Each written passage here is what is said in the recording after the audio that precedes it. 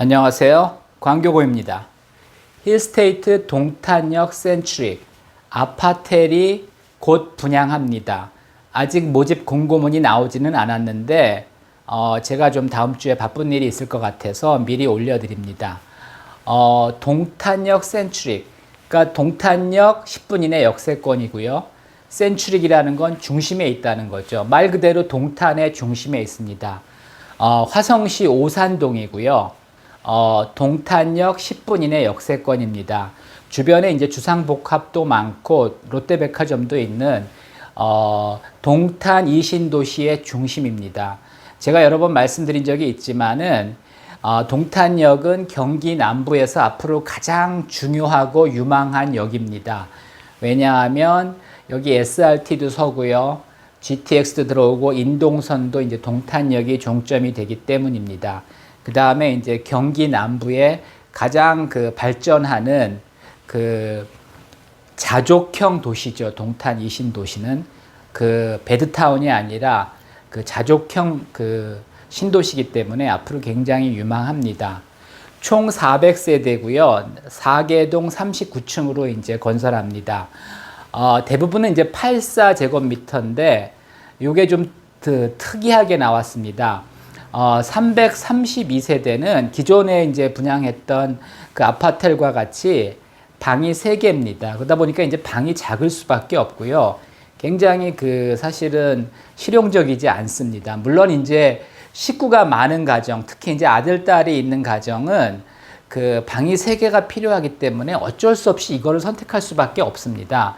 근데 이제 아들만 있거나 딸만 있거나 아니면 식구 수가 적은 분들은 이게 굉장히 좋습니다. 방은 2개지만은 거실이 넓고 방도 좀 넓습니다. 제가 굉장히 바라던 구조죠. 제가 지금까지 이제 아파트를 여러 번 소개시켜 드렸는데 소개할 때마다 84제곱미터에 방 3개면 방이 너무 작아요. 이제 이런 말씀을 드렸는데 이 구조가 굉장히 좋습니다. 그리고 이제 우리나라 아파트들은 25평만 돼도 무조건 방을 3개 넣습니다. 그거 별로 그렇게 안 좋습니다. 왜냐하면 물론 식구가 많은 가정은 방이 3개가 필요합니다. 근데 요즘 식구가 2명, 3명인 가정, 혼자 사는 가정도 굉장히 많거든요. 그러면 좀 다양하게 방 3개짜리도 만들고 방 2개짜리도 만들면 좋은데 그동안 우리나라에는 방 2개짜리가 거의 공급되지가 않았습니다. 아니 물론 이제 면적이 넓다면 방 많으면 좋죠. 근데 이제 제가 말씀드리는 거는 같은 평형인데 굳이 그렇게 작은 방들을 많이 만들 필요가 있냐 이거죠. 작은 방보다는 드레스룸이나 펜츄리가 있는 게 훨씬 좋은 구조입니다.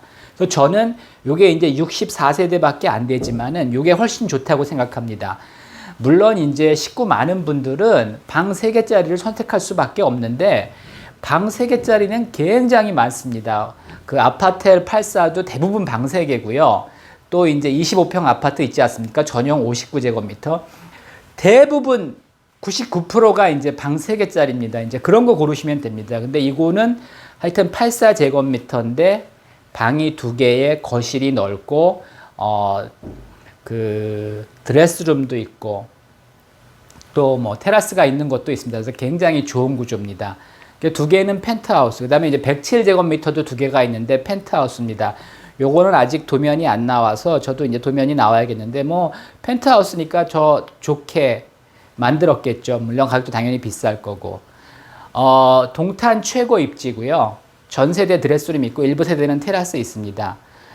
이게 아파텔은 오피스텔이죠, 법적으로는. 그러다 보니까 이제 건폐율 높죠. 그러니까 대지의 대부분이 이제 건물로 가득 차 있다는 거고 용적률도 상당히 높습니다. 이게 중심 지역에 짓다 보니까 건폐율 용적률 높을 수밖에 없습니다. 가장 큰 문제는 이제 가격이죠. 힐스테이트 브랜드입니다. 당연히 디자인 좋고 마감재도 좋습니다.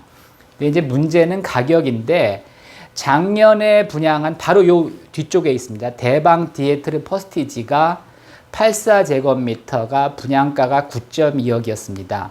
당시에 저는 굉장히 비싸다고 얘기했는데도 불구하고 청약은 다 성황리에 됐고 계약도 거의 다 됐습니다. 이거는 이제 주상복합이죠. 아파트랑 오피스텔이랑 오피스랑 같이 있는 건데 그래서 이제 좀 복잡하죠. 근데 이거는 그 오피스텔만 있기 때문에 훨씬 더 좋습니다. 그리고 이제 주변에 아파트들도 많이 있습니다. 주상복합 아파트들도. 근데 이제 59제곱미터가 원래 한 9억 정도 내외 했었는데 요즘 가격이 좀 떨어져서 이제 8억입니다.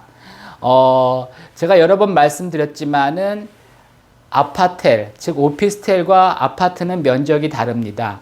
왜냐하면 오피스텔은 서비스 면적이 없습니다. 그러니까 발코니가 없기 때문에 확장할 것도 없고 그냥 84제곱미터 전부입니다. 근데 이제 아파트는 전용 59제곱미터에도 서비스 면적, 발코니가 있죠. 그리고 요즘은 이 발코니를 확장해 주기 때문에 꽤 넓습니다. 그래서 그 아파트 59제곱미터는 그 아파텔 84제곱미터랑 거의 같습니다.